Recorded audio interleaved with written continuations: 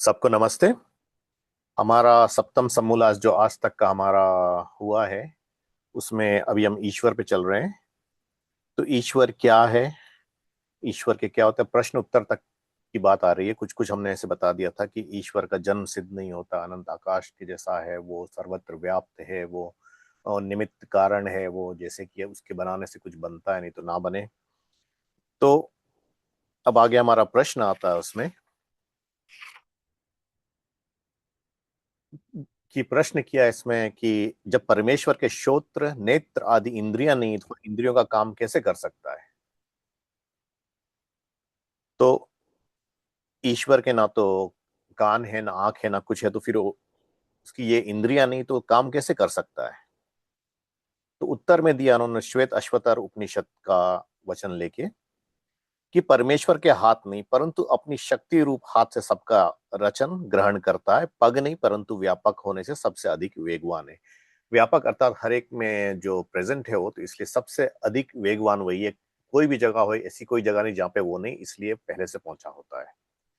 दूसरी बात है, उसके हाथ नहीं है पर शक्ति रूप हाथ यूज करता है। शक्ति रूप हाथ यानी कि फिजिकल वो नहीं बनाता है, जो कि कई लोगों को जो स्पेशली एथिज्म को फॉलो करने वाली एथिस्ट जो हैं, तो उनका ये कहना होता है कि वो मनुष्य के जैसा बनाता है, या दूसरे मतों का, कई मतों का कहना है कि वो मनुष्य के जैसा जोड़ जोड़ के हाथ से बनाता है, तो उसमें गलती हो सकती है। तो जब शक्ति रूप बनाता है तो केवल शक्ति क्या होती है, उसके नियम बनते हैं उससे कि इसके यहाँ जुड़ने से वो बनता है, इसमें ये शक्ति देना, जिसको कि हमने उसकी शक्ति का नाम दिया भी था, अवात प्राण, या दूसरी भाषा में हम उसको कह दें तो सूत्रात्मा वायु। वो सब में व्याप्त होती है, सब जगह होती है, और उससे हमारा ये पता चलता है कि बनता है, उसकी ताकत वो लगती है, उसकी एनर्जी उसमें लगती है।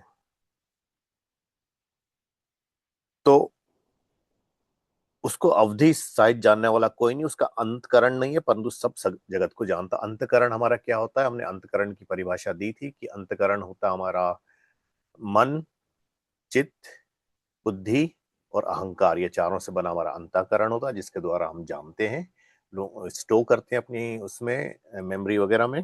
तो उसका अंतःकरण नहीं, पर वो सब जगह होने से सब अवधि सहित जानने का कोई भी नहीं है उसको, परंतु सब जगत को वो जानता है, सबकी बातें सुनता है श्रोत्र नहीं होने पर भी। क्यों? क्योंकि वो हर एक जगह रहता है।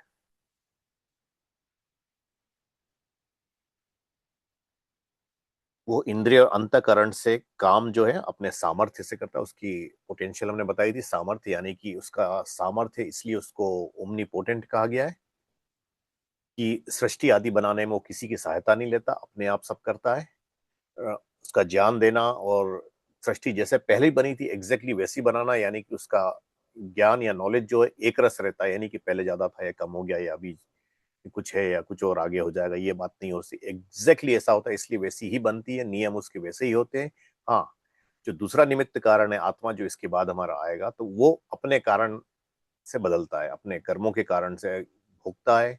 उसको दंड मिलता है या कहीं अच्छा मिलता है, अपने कर्मों के अनुसार मिलता है, एग्जैक्टली जैसे उसने किया उसके हिसाब से मिलता है। उसमें थोड़ा भी ऊपर नीचे नहीं होता है। उसका कारण क्या है? उसका कारण ये है कि अगर थोड़ा भी ईश्वर ऊपर नीचे करेगा हमारे फल देने में, तो वो अन्यायी कहलाएगा। आगे हमने कहा कि उसको बहुत से मनुष्य निष्क्रिय और निर्गुण कहते हैं। तो ये ऋषि समझाते हैं कि वो अनुपम है। हमारे द्वितीय प्रिंसिपल जो उसमें अनुपम शब्द आता है, यानी उसके जैसा कोई नहीं है, उसके अपेक्षित कोई नहीं है। तद्रूप कार्य और करण उसके साधकता में उसके जैसा कोई दूसरा नहीं कर सकता। सर्वोत्तम शक्ति अर्थात जिसमें अनंत ज्ञान, ये बात आ गई, अनंत ज्ञान यानी कि उसको मेजर नहीं कर सकते। अनंत बल, उसके बल की मेजरमेंट आप नहीं कर सकते। और अनंत क्रिया, अनंत क्रिया यानी जो कांस्टेंट सब चलता ही रहता है, वो उसकी क्रिया है। हालांकि प्रलय होती है, कल्प खत्म होते हैं, दूसरे बनते हैं, उसको रखता है, मोक्ष आत्माएं घूमती है, उसी के आनंद में घूमती है, यानी कि उसकी क्रिया कभी खत्म नहीं होती। अनंत क्रिया जो हो रही है, जो लोगों की हो रही है, वो उसके आधार पे हो रही है। अगर कहा कि जो परमेश्वर निष्क्रिय होता, जगत की उत्पत्ति स्थिति और प्रलय न कर सकता, इसलिए वह विभू तथा तथापि चेतन होने से उसमें क्रिया भी है। तो पूछा गया कि जब वो क्रिया करता है तो उसकी अंत वाली है कि अनंत क्रिया है। तो सीधी बात है, वो पूर्ण ज्ञानी है, क्योंकि ज्ञान उसको कहते हैं कि जिससे ज्यों का त्यों जाना जाए, बिल्कुल भी ऊपर नीचे नहीं हो। जैसे कि हमने कह दिया कि इसके पास इतना नॉलेज है तो इतना जानता है, तो ये हमारी अपनी परिभाषा होगी, लौकिक परिभाषा होगी, वो ट्रू परिभाषा नहीं होगी। ट्रू परिभाषा होगी जैसे ऋषि ने कोई चीज को देखा तो उसको तत्व ज्ञान तक देखा, उसको ज्ञान कहते हैं, नॉलेज उसको कहते हैं। हमने देखा तो हमने ऊपर ही ऊपर देखा। अगर पेन देखा तो पेन कैसा कला का है, किस तरह का बना, हमने वो देखा। ऋषि देखेगा तो किस किस परमाणु से बना है, कहाँ पे कितने परमाणु लगे हैं, उसका आधार क्या है, ईश्वर उसको जो आधार पे रखा हुआ कितनी एनर्जी उसमें दे रहा है, क्या है, आदि आदि ये सब देता है।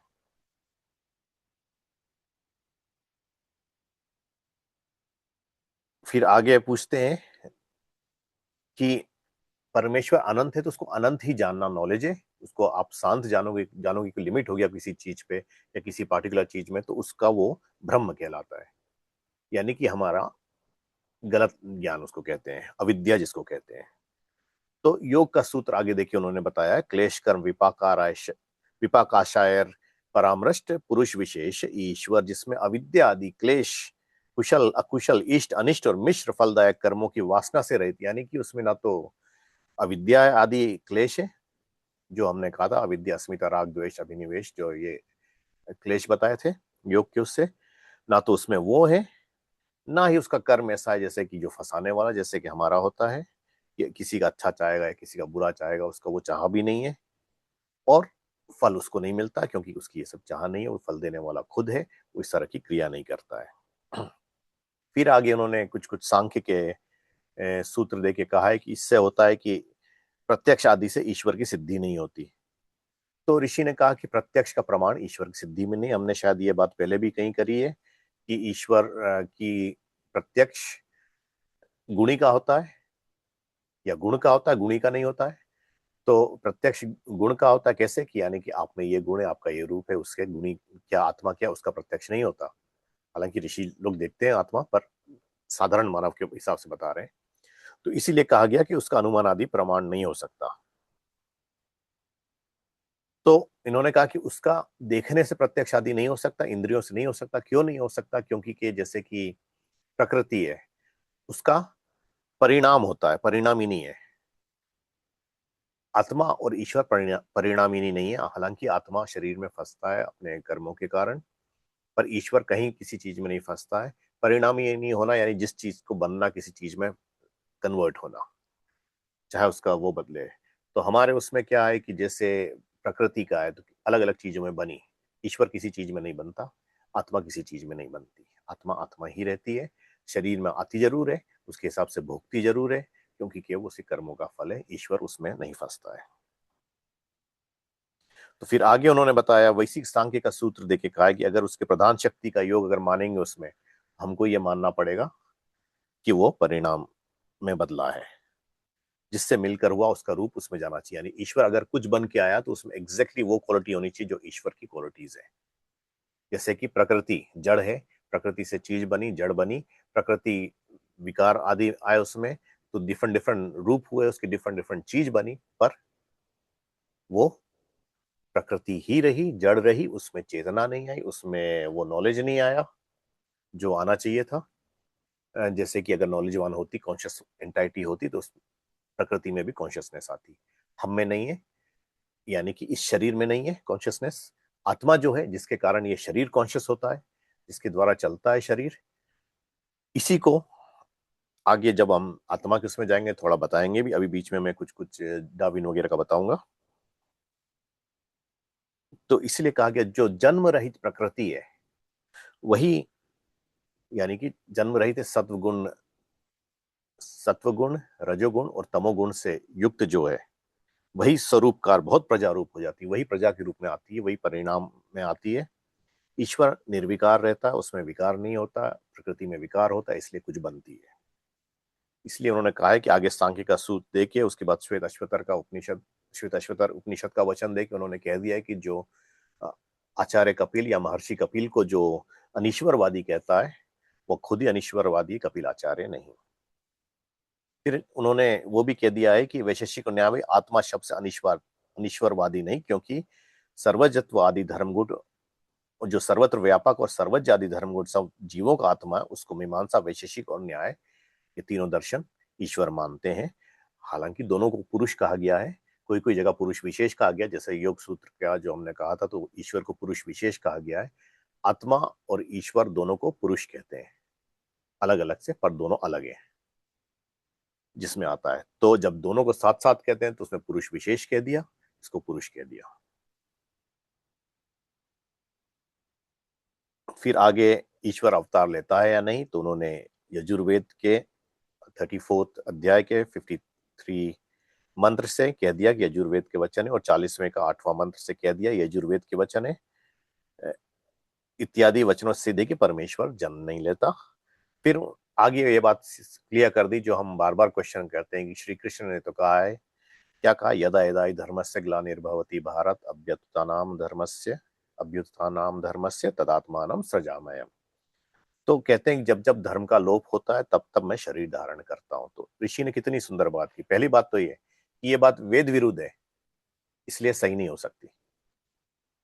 और ऐसा हो सकता है कि श्री कृष्ण धर्मात्मा और धर्म की रक्षा करना चाहते थे कि मैं युग युग में जन्म लेके श्रेष्ठों की रक्षा और दुष्टों का नाश करूं, तो कुछ दोष नहीं है। फिर उन्होंने कहा है क्योंकि परोपकार के लिए सत्पुरुषों का तन मन धन होता है, तथापि इससे श्री कृष्ण ईश्वर नहीं हो सकते। इसका एक उदाहरण मैंने वो भी दिया था, अशफाकुल्ला खान साहब का, जो कि एक फ्रीडम फाइटर रहे, इंडिया की फ्रीडम फाइटिंग में उन्होंने कहा था। उनके जो मित्र थे, घनिष्ठ मित्र जो थे, पंडित राम प्रसाद बिस्मिल जी, तो वो कहते हैं पंडित राम प्रसाद बिस्मिल तो हिंदू है, वो मानता है कि पुनर्जन्म होता है। मेरा मजहब नहीं कहता कि पुनर्जन्म होता है, पर ईश्वर अगर होता है, या मुझे जन्नत या जहन्नुम की तो बात कर रहा, मुझे वो जन्नत भी नहीं चाहिए। अगर जन्नत देता है तो यानी कि स्वर्ग देता है, मुझे नहीं चाहिए। मुझे फिर से जन्म दे इसी धरती पे, कि मैं अपनी माँ के लिए अपने प्राण फिर से न्यौछावर कर सकूं, फिर से प्राण दे सकूं। यशफाकुल्ला खां की बात थी। तो अच्छे पुरुष होने से उनका यही होता है कि मैं बार बार जन्म लूं, बार बार मरूं माँ के लिए या किसी कार्य के लिए। जैसे कि श्री कृष्ण की बात इसलिए आई कि श्री कृष्ण परोपकारी पुरुष थे। उन्होंने, उनके जितना भी जीवन चरित्र मिलता है अच्छा वाला, मैं गलत जीवन चरित्र की बात नहीं कर रहा हूँ, अच्छा जन्म से जो महाभारत में, रियल महाभारत में जो है, तो श्री कृष्ण का जीवन चरित्र मिलता है। तो उसमें जैसे कि उन्होंने जब मारा, उन्होंने किसको मारा था, जो अपने आप को कृष्ण मानता था, उसका नाम भूल गया मैं, अगर आप लोगों को याद है तो, जरासंध के, शिशुपाल, शिशुपाल को जब मारा था उन्होंने, तो शिशुपाल को मारा, उतने बड़े राजा को मारा, जरासंध जैसे महापराक्रमी राजा उसके साथ थे, उसमें शिशुपाल को सबके सामने मारा, फिर भी उनको तनिक भी घमंड नहीं आया। फिर क्या हुआ, उठ के जाके जो यज्ञ के लिए लोग आ रहे थे उनका स्वागत करने दो पे जाके खड़े हो गए। वो उतने बड़े शक्तिशाली होते भी उस समय उनकी शक्ति के बराबर करने वाला कोई नहीं था वहां पे, फिर भी वो सबका वेलकम करने के लिए खड़े हो गए। इतने हम्बल पुरुष थे श्री कृष्ण। फिर आगे प्रश्न आता है कि अगर ईश्वर अवतार नहीं ले तो कंस आदि को कौन मारेगा, कंस रावण आदि दुष्टों का नाश कैसे होगा। तो ये तो सीधी सी बात है, हम अपनी थोड़ी सी रीजनिंग लगाए। जिसकी संकल्प मात्र से सृष्टि बनती बिगड़ती है, सामर्थ्य जिसको सृष्टि को संभालने का सब में व्याप्त है, उसको जन्म लेने की क्या जरूरत है। जैसे सृष्टि जिसके संकल्प मात्र से बनती है, वो छोटा से किसी उस सृष्टि का एक जीव जो उसको मारने के लिए आएगा, छोटा सा एक शरीर उसको खत्म करने के लिए आएगा। ये बात रीजनिंग पे नहीं बैठती।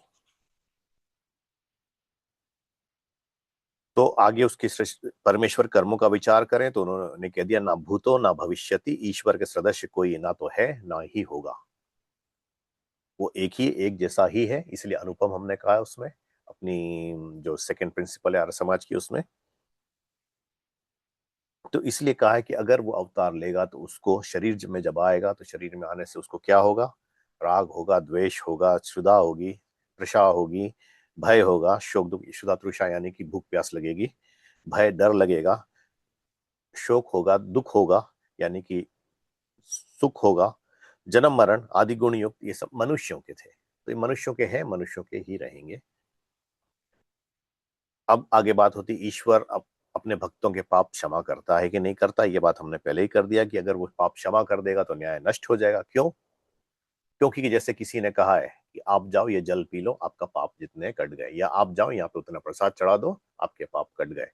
तो अगर उससे पाप कट जाते तो मतलब आपको लाइसेंस मिल गया, फिर से पाप करो, फिर जाके चढ़ा देना, फिर उतर जाएगा। ये ईश्वर कभी नहीं करता। जिसने जो किया है, जैसा अधर्म किया है, उसका फल मिलेगा, मिलेगा ही, बदल नहीं सकते उसको। अगर वो बदल देगा तो अन्यायी कहलाएगा ईश्वर, कि हमने उसको रिश्वत दी, उसने बदल दिया हमारे लिए। अब आगे जीव की बात आ जाती है। यहाँ से जीव की हम अगली कक्षा में लेंगे। मैं यहाँ पे मैंने कहा था कुछ कुछ ईश्वर के बारे में होता है, जैसे कि चार्ल्स डार्विन जिनके द्वारा एवोल्यूशन वगैरह चला है, जिनकी उस पर the origin of the species जिनकी उनकी पुस्तक थी।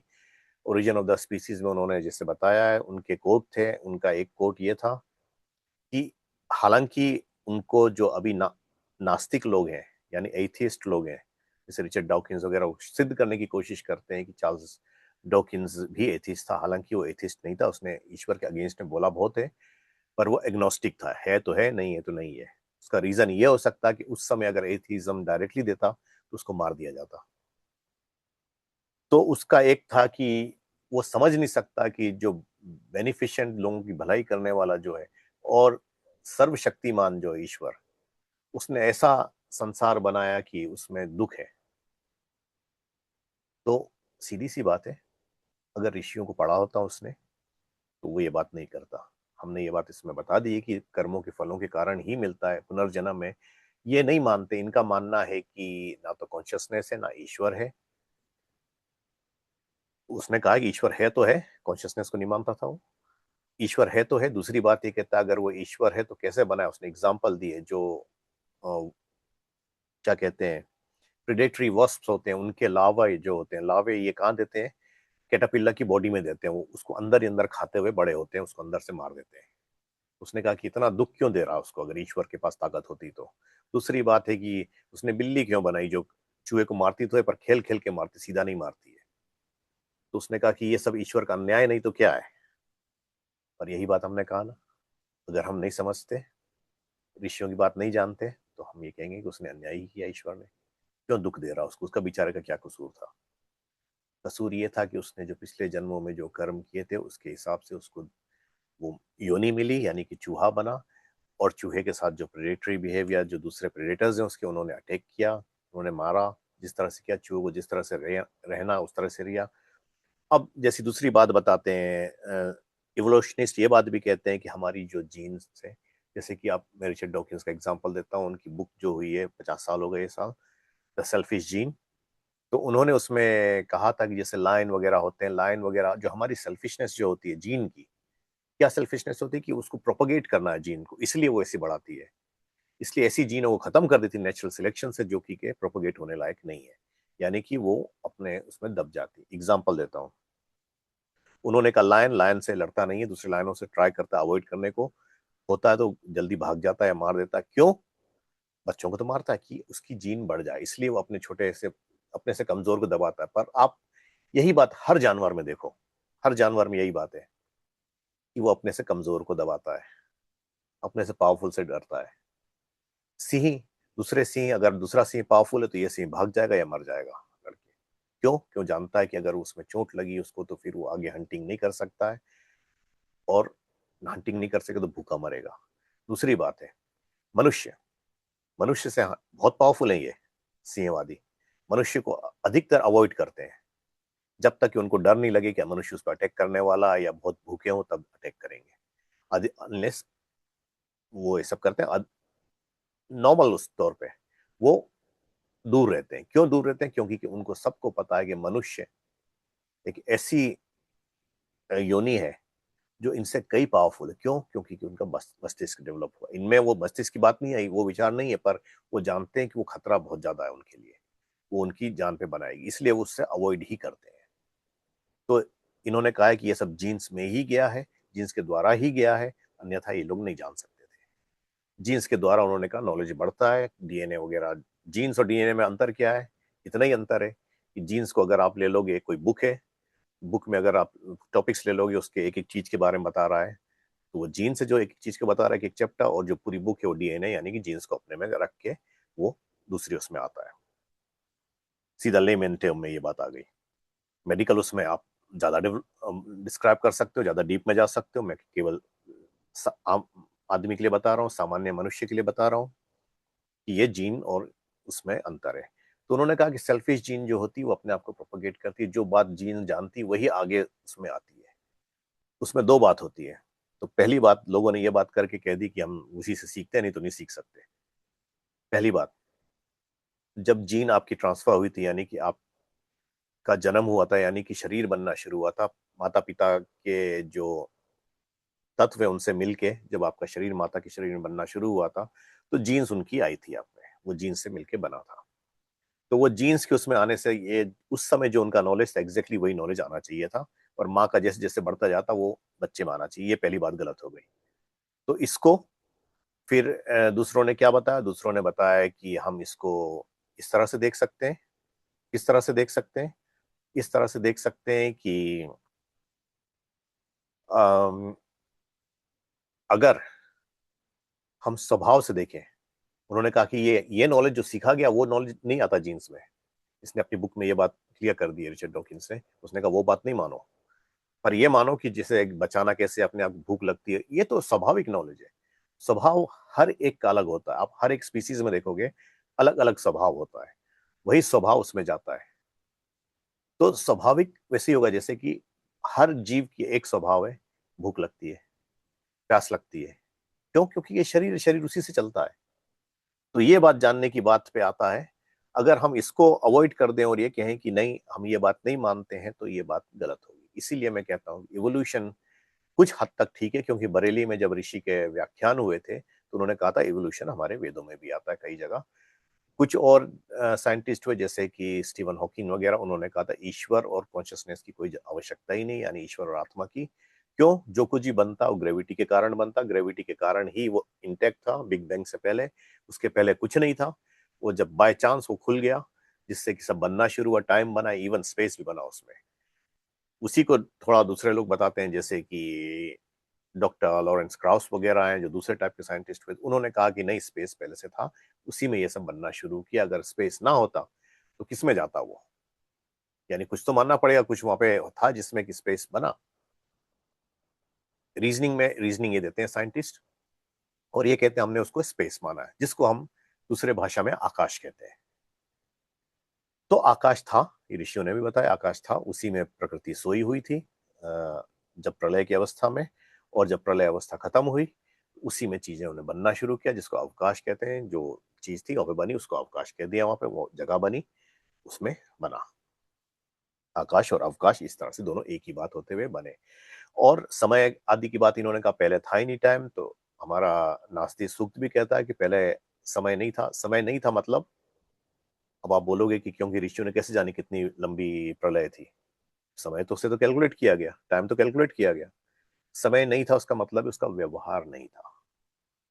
हालांकि आप उसको नेगेटिव उसमें देखोगे जाके तो देखोगे उतने ही समय में प्रलय हुई जितने समय की सृष्टि होती है। तो ये बात कैसे जानी उन्होंने? ईश्वर से जुड़ने के बाद ही जानी, क्योंकि कि आत्मा तो सो रही थी। मोक्षस्थ आत्माओं ने देखा, मोक्षस्थ आत्माओं ने दूसरी आत्माओं से बात की, जो मोक्ष के अधिकारी हो जाते हैं उनसे बात करते हैं। ये उपासना विषय में ऋषि ने लिखा है ऋग्वेद आदि भाष्य भूमिका में, मोक्ष बंध विषय में आता है ये सब बात। तो ये सब बातें आ जाती, इसलिए इसमें आपको समझना है, रीजनिंग लानी है। बिना रीजनिंग के अगर हम करते हैं तो अपना सुपरस्टिशन ही ला सकते हैं, उसमें फिर हम गलत बात ही ला सकते हैं कि इसने ये कहा इसलिए हम ये मान रहे हैं।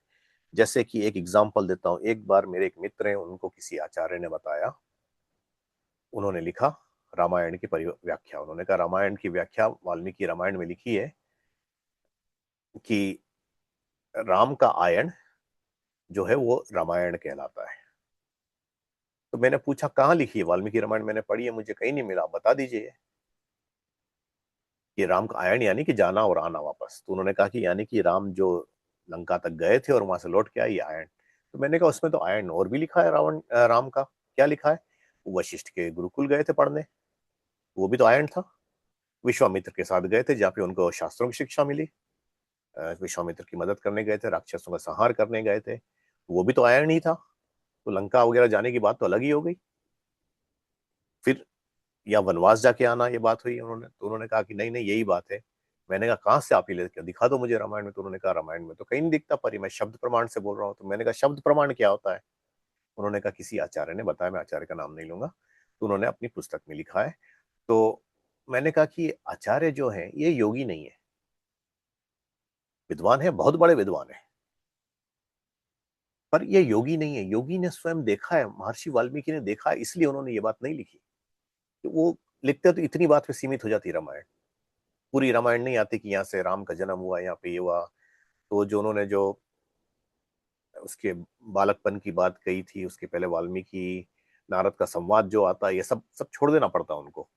क्यों? क्योंकि ये तो खाली राम के जाने का और लौट के आने तक की बात होती। और उसके बाद राम का विवाह, राज्य चलाना, राम राज्य आना, आदि आदि अश्वमेध यज्ञ करना, ये सब बातें छूट जाती।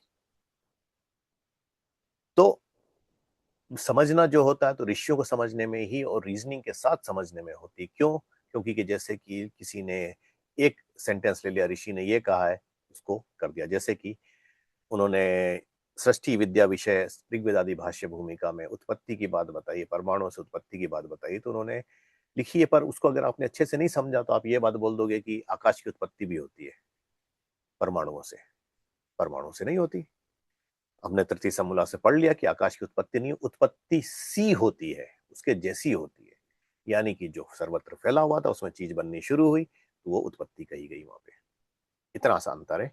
तो यहाँ पे हमारा ईश्वर विषय समाप्त होता है। आगे विषय जो आएगा हमारे नेक्स्ट क्लास में, तो वो जीव का विषय आएगा कि जीव क्या है, आत्मा क्या है। हमने ऐसे टच किया ये सब बातें, ईश्वर, आत्मा और प्रकृति के बारे में। ये सप्तम समूला शुरू करने से पहले थोड़ा थोड़ा टच किया था, पर यहाँ पे अब उसके ऋषि के हिसाब से चलेंगे और इसको हम ऋग्वेद आदि भाष्य भूमिका से भी जोड़ते हुए चलेंगे। और कई मंत्र ऐसे आते हैं या कई सूत्र ऐसे दिए, कई श्लोक ऐसे दिए हैं, लोगों ने उसको कहते हैं कि ये बात से सिद्ध होता है कि नहीं, वो ईश्वर का ही बना हुआ, पर वो सब नहीं है। या महावाक्य कह दिया उसको, जो कि के गलती है, अविद्या है। तो यहाँ पे हम समाप्त करते हैं। प्रश्नोत्तर का समय हमारा है, प्रश्नोत्तर करते हैं।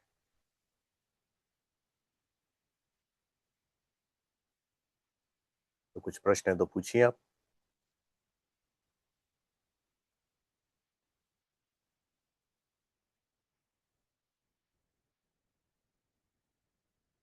हाँ कुशल जी बोलिए। पंडित जी, आपने कहा था कि समय नहीं होता जब मेरे ख्याल से प्रलय के बाद जब जी हम हाँ, स्वप्न, तो समय नहीं होता। यानी प्रलय के तो समय। प्रलय के समय समय नहीं होता। जी, अब आप शब्द ही सुन तो लीजिए अच्छे से, प्रलय के समय समय नहीं होता। हाँ जी। तो तो अगर हम उसको मैं अगर डालूं अपने समझ में, तो manifestation of time is on manifestation manifestation sorry manifestation of manifestation of time time, हाँ। doesn't occur during प्रलय। जी तो उसका मतलब क्या है कि समय तभी भी है, समय हर वक्त समय, समय वक्त समय, हर समय समय होता है। जी हाँ, हर समय समय होता है इन द सेंस जब उसका व्यवहार नहीं होता तो उसको कहा गया है, यानी कि जब क्रिया में नहीं होता, कुछ काम नहीं हो रहा होता, उस पर व्यवहार नहीं, यानी कि क्यों सब आत्मा तो सोई पड़ी है, वो बैठ के टाइम कहाँ कैलकुलेट करेगी। तो उसका मतलब इसीलिए उसको ये, कहा गया व्यवहार नहीं होना, तो उसको कहा कि समय राइट। नहीं होता होगा। तो क्योंकि समय इज अ मेजरमेंट की तरह हम समझते हैं, जी और समय हमारे यूज में, कार्य में, समय मेजर्स रेट ऑफ चेंज ना। तो अगर कुछ जी बदली हो गया, जैसे हमारा एज, हमारा उम्र, हमारी ये वो जी कैलेंडर, तो जब कुछ होता नहीं है जी तो समय का सिग्निफिकेंस नहीं होता, लेकिन समय तभी भी वहां है। जी। अब मैं आपको एग्जांपल देता हूँ, आपने ही ये बात बोली थी, vacuum in a normal air, hmm. Space या नॉर्मल एयर ले लो, अच्छा ठीक है। तो उसमें टाइम रुका हुआ है, टाइम कम है या धीरे चल रहा है, what ever, because of the hmm. Gravitation and all, ये बात हमने पहले उसमें की थी, ये इसमें ज्यादा नहीं जाएंगे। तो वैक्यूम की बात हो गई और यहाँ हो गई। तो वैक्यूम में जैसे समय नहीं है क्योंकि यहाँ बदलते जा रहा हूँ, वहां पे नहीं बदल रहा हूँ, वैसे वैसा ही है। जो हमने ट्विन पैराडॉक्स कहा था, जैसे कि एक ट्विन गया स्पेस घूम के आया, जिस तरह से ग्रेविटेशन हो गया काट के आया, 50 साल बाद लौट के आया तो देखता है कि दूसरा ट्विन जो धरती पे था बूढ़ा हो गया, ये जवान के जवान ही है। तो ये बात हो गई। तो पंडित जी, जब हम प्रलय के बाद जो जो पीरियड होता है जहां पर हमें लगता है कि समय नहीं है, तो जो युग होता है उसके बाद और प्रलय के जो बीच में जो समय होता है, वो अगर हम उसको मेजर करें, तो how long is it long और इज इट शॉर्ट? तो देखिए, एक युग की अवधि दी गई है। एक युग होता है जो कलयुग से शुरू करता हूँ, कलयुग सबसे छोटा होता है। यानी कि ये तो खाली इसमें ये नहीं है कि लोगों का कलयुग में बुराई होती है या उसमें अच्छाई होती है, ये वो बात नहीं है। These are only time calculation. तो कलयुग की आयु है 432,000 ईयर्स। उसके पहला जो द्वापर युग होता है, द्वापर युग की 2 टाइम्स कलयुग होती है। उसके पहले त्रेता युग होता है, 3 टाइम्स कलयुग, सतयुग उसके पहले होता है 4 टाइम्स कलयुग। इन चारों को मिला के एक चतुर्युगी कहलाती है। और 71 चतुर्युगी का एक मनवंतर होता है। मनवंतर में एक एक मनु होता है। 14 मनवंतर की एक सृष्टि होती है। हालांकि there is a time in between जहां से दोनों की संधि होती है, वो सब हम अभी नहीं लेंगे। ये जैसे प्रकृति पे जाएंगे तो ये सब बातें उसमें आएगी। ओके, धन्यवाद। जी सूर्या जी। जी नमस्ते पंडित जी, बहुत नमस्ते। अच्छा, थैंक यू। मेरा प्रश्न कि समय की परिभाषा संसार में होती है, जी। प्रलय या संसार में, तो क्या मोक्ष में समय होता है? मोक्ष में भी समय होता है, यानी कि समय होती जो अवधि लेकिन वहाँ होती तो है। प्रकृति तो है ही नहीं, वहाँ तो जी जी हाँ, मेजरमेंट किसका प्रकृति नहीं है, करेंगे? प्राकृतिक वैसे व्यवहार वाला समय नहीं होता है। अवधि जो होती है उसकी अवधि क्या है, मोक्ष की अवधि ऋषि ने बताई है 36,000 बार सृष्टि, 36,000 बार प्रलय। That's from the outside, with in मोक्ष तो जी कोई मेजरमेंट नहीं होगा जी, ना? मोक्ष के अंदर तो कुछ नहीं, वो तो आनंद में है, वो तो ईश्वर में समय कहाँ घटा हो गया। तो उसके लिए तो फिर इंस्टेंट ही हो गया मोक्ष, फिर तो अंदर से जाके बाहर आएंगे तो हाँ, वो तो उसी में है, उसी आनंद में, ना तो उसके किसी दुख का आभास है, ना कुछ है, ज्ञान में ही मतलब घूम रहा है। इसका सुख भी नहीं है और दुख भी नहीं है कि इतनी लंबी अवधि की मोक्ष मिली। जी, सुख दुख उसमें नहीं आता, उसका आनंद वहां पे नहीं कहलाते हैं। मतलब आनंद के अंदर जी भी there is no time associated with आनंद, इट कुड बी जी नहीं। इंस्टेंटेनियस। अब देखिए, टाइम के साथ जब जाओगे तो उसमें दुख अपने आप आ जाता है। नहीं पहला बात मतलब यह आ आई जाता एम है कि ट्राइंग हमारा टू टाइम खत्म हो रहा है। Correlate, I am trying to correlate कि जी संसार में हम लोग जीवात्मा को इस चीज की प्रेरणा मिल रही है कि मोक्ष की अवधि इतनी होगी जी फ्रॉम आउटसाइड, जी but you go once you go inside जी there is no measurement of time there. जी नहीं, उसमें मेजरमेंट तो ऑफ टाइम वी नहीं, और विल दूसरी बात। गिवन फॉल्स होप देयर कि जी इतनी हाँ, वो तो, लंबी अवधि मिलेगी। पर ये बात है कि उनको ये पता है कि उस सृष्टियों को बनते बिगड़ते देखते हैं। हाँ at least hope in a sense कि वहाँ हो चाहे पल भर के लिए, लेकिन जी अगर वहाँ नहीं होते तो बाहर इतने लंबे टाइम तक आपको जी जीना मरना पड़ता। जी, तो वो बात है, इट्स और नॉट दूसरी दैट बात। The duration of moksha, it's pain you are avoiding जी आउटसाइड। हाँ, वो तो पेन तो ऑब्वियसली आप वहां से अवॉइड कर ही रहे हो, उसे मोक्ष में उसे पेन आ ही नहीं सकता, तो ईश्वर में है ही नहीं वो। रेदर देन सेइंग कि मोक्ष का आनंद है, एंड दैट जी is the definition of anand, maybe कि बाहर का पेन नहीं मिल रहा आपको, दैट इज द जी आनंद। जी, ये हमको दुख नहीं मिल रहा या पेन नहीं मिल रहा तो ये हाउ आनंद इट में लाइफ आने इन के। डेथ साइकिल में नहीं उलझना पड़ा, दैट इज द जी, आनंद। सबसे बड़ी बात तो वो है, लाइफ एंड डेथ साइकिल से हट जाता है वो, सबसे बड़ी बात है वो, बहुत जी बड़ी जी बात है। जी, थैंक यू। क्योंकि कि उसको ना तो बुढ़ापा देखना पड़ता है, ना बचपना देखना पड़ता है, ना सीखना पड़ता है, ना कुछ करना पड़ता है, वो आनंद में ही घूमता फिरता है। नहीं कह सकते हैं वही आनंद है। जी बिल्कुल ठीक। जी खुशील जी। तो पंडित जी, हमने ये तो पहले भी कवर की हुई है कि कर्म और पाप या पुण्य और उसका जो गट्ठर और इवेंचुअली उसका जो जी ये सब। तो मेरा प्रश्न ये है कि परमात्मा का जो सिस्टम में जी अ, अगर हम कह सकते हैं नेगेटिव, तो we don't have a preventative system to avoid cruelty and persecution of the weak, and those who can't defend themselves. तो मेरे ख्याल से ये, जैसे अगर आप मान लीजिए कि एक छोटा सा बच्चा है, या you have females and they can't defend themselves, और अगर अपना ये लाइफ में वो जी पुनः करते हुए ना जहाँ चल रहे हैं। जी हाँ, हालांकि माना कि उसका जो प्रीवियस क्रम उतना गट्ठर तो है, तो जी and if they are prosecuted, जैसे ज्यूस के जो हुआ हुआ था हिटलर से जी वो सब, तो um, the purest justice is the prevention of crime. जी कि अगर आप कुछ हो गया, अगर जी अगर उसको आप दंड दे, तो जी दंड तो इट्स अ कीवा, बट अगर हम सोचे कि अगर आइडियल सोसाइटी में ऐसे काम ना हो जानो जो दूसरों को दुख देता है या दूसरों को जी पीड़ित करता है, ये सब ना। लेकिन इससे जैसे आप हमको समझा रहे हैं कि फ्री विल है, और फिर हम जी we are doing we are reaping the rewards we are sowing.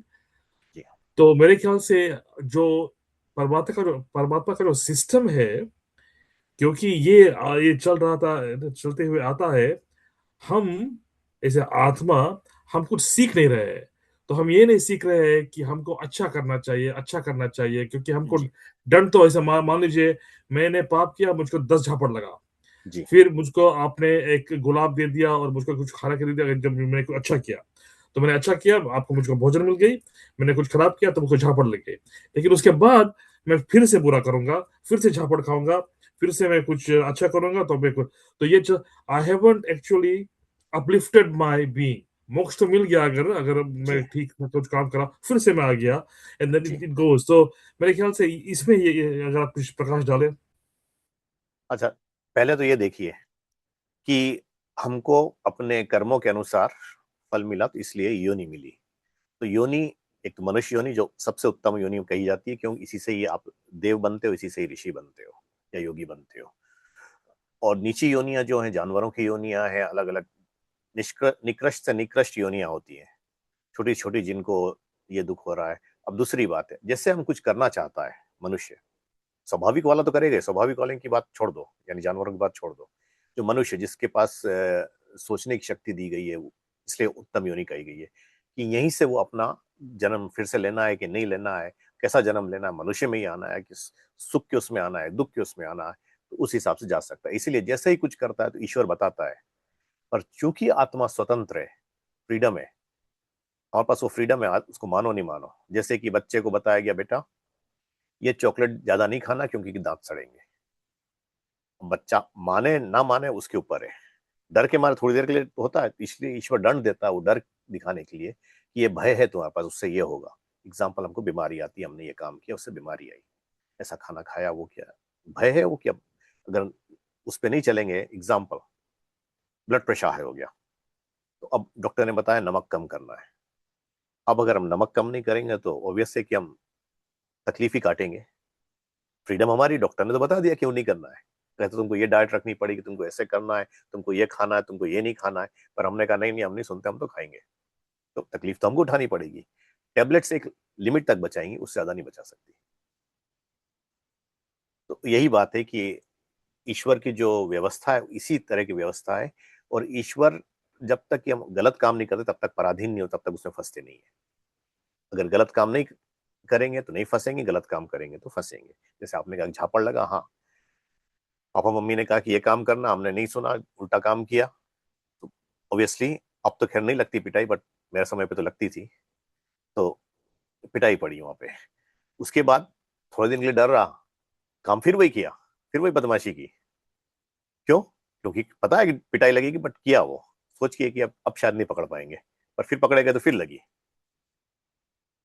तो ये बात एक फ्रीडम हमारी है। धन्यवाद पंडित जी। जी सूर्या जी। I just wanted to rephrase Kushilji's question ji and elaborate there if you allow. Ki Kushilji, what you're saying is that because doctors exist in society, nobody should get sick. Whereas you are expanding job description for God, that because God exists, eventually all Atma should become sane and nobody should do any kukarma. But God is smart. God has given up its additional responsibility by putting one clause up front that all Jivatma is free. So if Atma is free, they will keep making mistake, and God is saving its job. That yeah, it will be there as Nyadish. That's a very, very beautiful analogy, Suriji. कि free will, ultimately free will is something that we crave for, but ultimately that's something that lets us down, because we've got so much ji distractions, मीठा खाने में, ये करने में, exercise ना करने में, जी आलस में, That's all a those things. part of design, that this history will remain forever. Otherwise, at some point, God being omnipotent and all, it is bound to fix everybody at some point, as a good teacher, and there will be no need for sansar, and that is then God will lose its job. Hence, it is given free will as a first condition so that its job will remain तो forever. सूर्य जी, अगर हम प्रयत्न कर ले कि हम आत्मा के यूनियन खोलेंगे, हाँ, हम प्रयत्न करते हैं कि हम कुछ गलत नहीं करेंगे, तो करेक्ट. अगर हम ऐसे कर ले तो फिर ये परमात्मा का जॉब अगर नहीं रहा, तो पंडित जी तब क्या होगा? अगर हम सब मोक्ष में चलेंगे तब क्या होगा? जी देखिए, पहले तो ये देखना पड़ेगा जॉब वर्ड इसमें गलत पड़ता है क्यों? क्योंकि कि जॉब हम तभी करते हैं जब हमारी कुछ इच्छा होती है, यानी कि हमारी कुछ ये पाने की इच्छा जो हमारे पास अप्राप्त वस्तु है।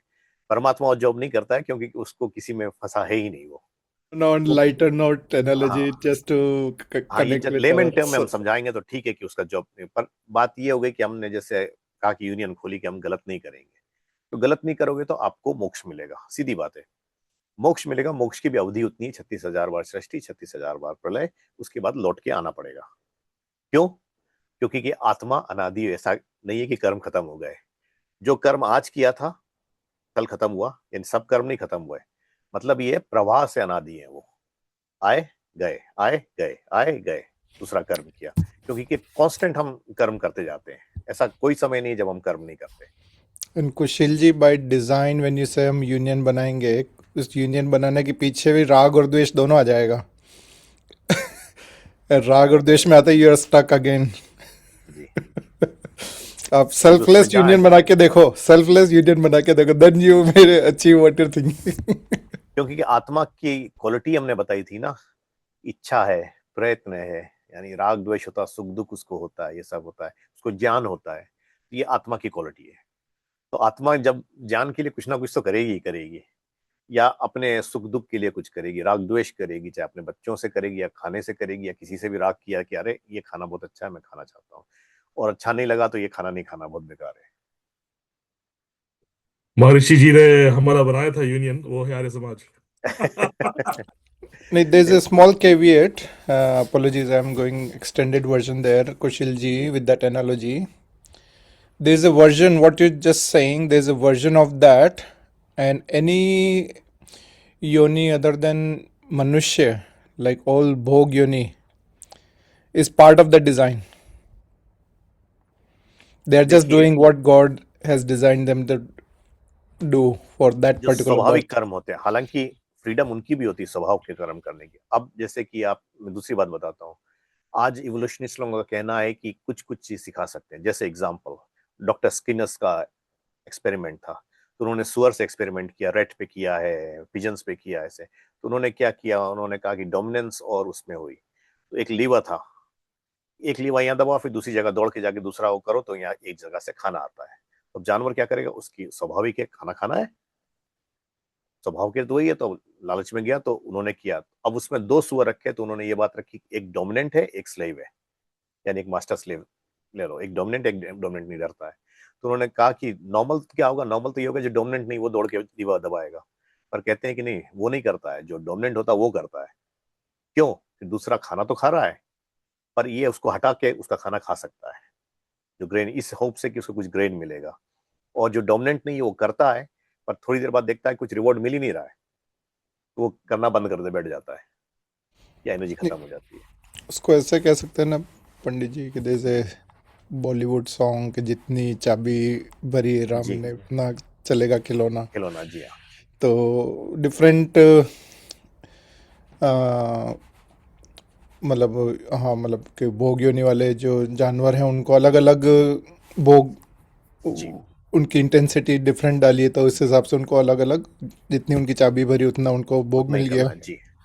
और ये बात भी है कि अब वो जो दूसरा डोमिनेंट जो था, वो इसलिए करता है कि वो उसको धकेल देगा या मार के हटा के खाना खा लेगा, प्रोवाइडेड कुछ बचे वहां। तो अब ये बात आप दूसरी तरह से भी सोच सकते हो, रीजनिंग जब लगाओगे इसमें, वो सुअर ने अगर छोड़ा ही नहीं कुछ, तो बाय द टाइम ये लीवर दबा के दूसरा वो बेल दबा के वापस आया, उसने छोड़ा ही नहीं उसके उतना खाना, तो खाना खत्म कर लिया, तो क्या करेगा, उसको मार के थोड़ी निकालेगा वापस, तो इवेंचुअली वो भी गिव अप कर देगा। तो इसलिए रीजनिंग लगाने में दोनों जगह से गड़बड़ पड़ जाती है। बट हाँ, मेन डिफरेंशिएशन कुशिल जी की, there is a Bhog Yoni, which is non-human yonis, and there's a human yoni where we are truly free. जी, इसको योग योनि इसलिए कहा कि गया है। कर्म योनि या क्या कहते हैं कर्म पंडित जी? योनि या भोग योनि तो है ये भी, पर योग योनि इसलिए कहा गया है कि हमारे योग पास योनि, हाँ। कैपेबिलिटी है कि हम अपने आप को अपलिफ्ट कर सकें। जो जानवरों के पास वो कैपेबिलिटी नहीं है कि वो उतना अपलिफ्ट कर सके, उनको सर्टेन लिमिट तक टीच किया गया। जैसे कि ये एग्जांपल एक तो स्किना का था, दूसरी बात कही गई कुछ कुछ सिखाया गया, पर आप उनको कभी वेद नहीं पढ़ा सकते, कभी साइंस की बुक देके नहीं कह सकते कि तुम साइंस पढ़ के वो कर दो, वो कभी नहीं कर पाएंगे। वो उनके स्वभाव में वो है ही नहीं, उनका केवल स्वाभाविक योनि है। तो स्वभाव से ही उतना करते हैं कि यहाँ मारना, डरा लेना, खाना खाना है उनको, ये छीन लेना, अपनी टेरिटरी बनाना है। थोड़ा बहुत किसी ने प्यार दिया, जैसे कि पेट वगैरह करते हो तो उसके पास चले जाना है, मालिक की जान बचाना, ये सब करते हैं। उतनी लिमिट है उनके पास, पर एक लिमिट तक ही वो जा सकते हैं। वो ह्यूमन के जैसे नहीं जा सकते कि अपने आप को उतना डेवलप कर लें कि वो मोक्ष की तरफ चले जाए। हालांकि मैथोलॉजी में आता है कि जानवर भी मोक्ष में गए हैं, पर वो गलत बात है। या जानवर ने भी वेद पाठ किया है, जैसे भैंस ने वेद पाठ कर दिया है, या वो सब, तो वो सब मैथोलॉजी है, रियल में नहीं कर सकती वो।